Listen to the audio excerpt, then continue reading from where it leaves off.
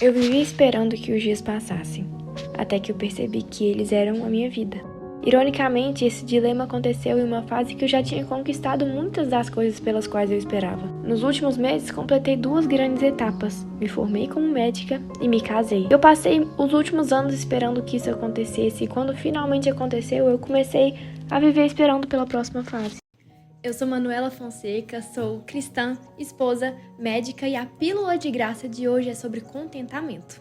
Bom, talvez você se identifique com o que eu estava passando. Os dias passavam e eu vivia para esperar a próxima etapa.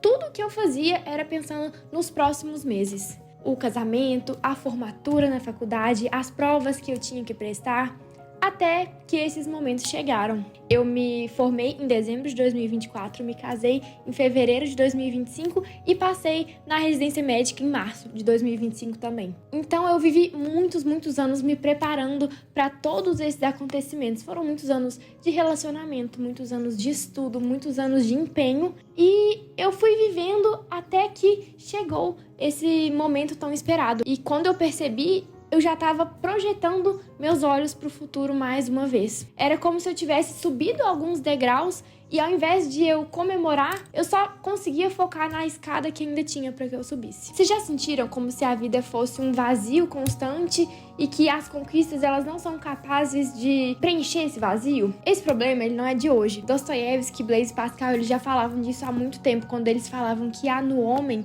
um vazio do tamanho de Deus. Existe um conceito muito importante na psicologia que chama paradoxo de Easterlin. É o seguinte, conforme a renda da pessoa aumenta, ela pode sim ter alguns luxos, ter mais qualidade de vida e a alegria dá uma aumentada.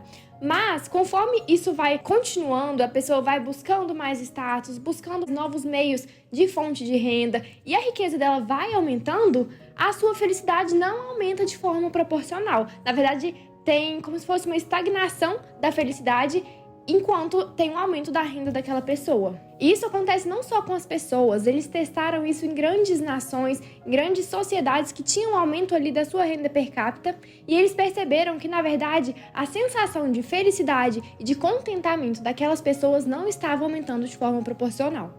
A psiquiatria e a psicologia, elas explicam isso através de um mecanismo chamado adaptação hedônica. Funciona assim, quando acontece uma coisa muito importante, um casamento, uma formatura, ou a gente consegue algo que a gente desejava muito, o nosso cérebro, de fato, tem uma grande satisfação, tem aumento ali de prazer, mas ele não consegue manter essa sensação de alegria, de contentamento, se não houver novos gatilhos. Isso acontece porque o nosso cérebro ele se adapta à nova realidade e volta ao nosso nível emocional basal, o habitual. Então é como se o nosso cérebro dissesse, bom, isso aqui agora é verdade, eu preciso de um novo incentivo para que eu tenha o despertar da alegria, o despertar do contentamento, e a gente sempre vai buscando novas formas de ter essa alegria.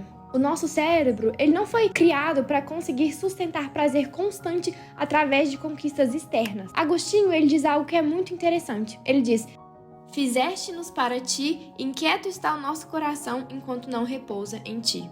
Isso mostra que o nosso coração, ele sempre busca algo a mais. Ele nunca está satisfeito plenamente e de uma forma permanente. Isso porque ele foi criado à imagem de Deus e ele anseia por Deus. Então aqui Agostinho ele nos fala do problema, mas ele também traz a solução. Nós precisamos descansar no Senhor. Mas mais do que isso, a gente olhar para Cristo é muito necessário para que a gente consiga endireitar o nosso coração, que é um coração enganoso, que é um coração caído, deturpado. Então, enquanto o cerne do nosso pensamento, a razão do nosso viver forem as conquistas do dia de amanhã, elas serão o nosso Deus. O nosso coração, ele na verdade é uma fábrica de ídolos. E ele sempre vai criar novos ídolos, mas ele é incapaz de criar um que de fato o satisfaça. Um grande erro é tentarmos esperar uma situação perfeita para que a gente consiga, a partir dela, sermos felizes. E a Bíblia, ela tem uma carta da felicidade, a carta da alegria, que é a carta de Filipenses. Nela, a gente encontra aquela frase que tem em muitas bios do Instagram, que a galera gosta muito, tudo posso naquele que me fortalece. Mas a virada de chave tá quando a gente entende o contexto em que essa frase, esse versículo, ele foi escrito. A carta da alegria foi escrita na prisão. Então, Paulo, ele diz que ele aprendeu a se adaptar a toda circunstância circunstância, seja na abundância, seja na necessidade, e ele aprendeu o segredo de viver contente em qualquer situação. O segredo de Paulo, na verdade, é quem o fortalece. Paulo, ele estava na prisão e a esperança dele não estava no dia em que ele seria liberto. Ele não precisava disso para se alegrar, porque ele encontrou o contentamento mesmo estando preso. Ele tinha o Senhor com ele e era isso que trazia o contentamento. Só que eu não quero que esse vídeo seja um vídeo meramente inspiracional. Eu quero que seja algo prático para que você consiga aplicar na sua vida, para que de fato você busque o contentamento. E eu li esse livro aqui da Nancy Wilson, que fala sobre justamente contentamento. E no capítulo 8, ele traz maneiras práticas da gente conseguir alcançar o contentamento. A princípio, você pode pensar assim, nossa, Manu, isso é muito óbvio, muito básico, já sei disso.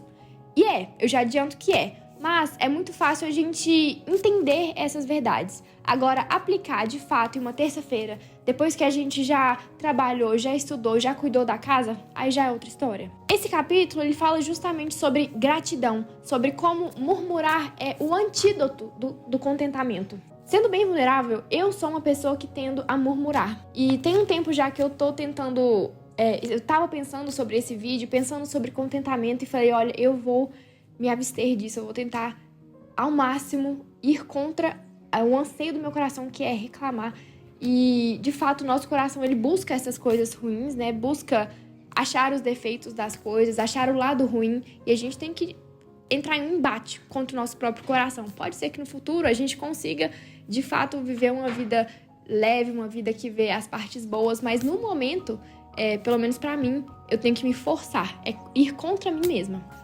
Mas não é só esse livro que traz isso. Diversos artigos científicos trazem a importância da gratidão e eu li uma meta-análise que reúne 64 ensaios randomizados que eles falam sobre intervenções de gratidão. Então, pessoas que escrevem caderno de gratidão, pessoas que fazem oração para agradecer ao longo do dia ou ao final do dia, pessoas que escrevem cartas para falar das coisas boas que acontecem. E aí foram estudadas adultos, crianças, e nesses estudos foi comprovado que não só aumentava a percepção do contentamento para as pessoas que tinham mais gratidão, quanto também diminuía sintomas ansiosos e depressivos. Então eles concluíram que, de fato, a gratidão e o contentamento eles estavam intrinsecamente alinhados à melhora da saúde mental das pessoas.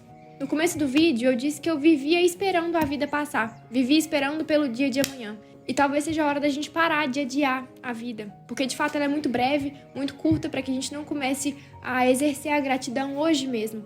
Então, se há tantos estudos que comprovam a importância disso, vamos escolher alguma metodologia. Pode ser a que você quiser, pode ser um caderninho da gratidão, pode ser compartilhar com alguém sobre os motivos pelos quais você é grato hoje, pode ser escrever cartas, fazer um desenho, mas vamos tentar estipular isso para as nossas vidas e a gente com certeza vai experimentar o contentamento da melhor forma possível.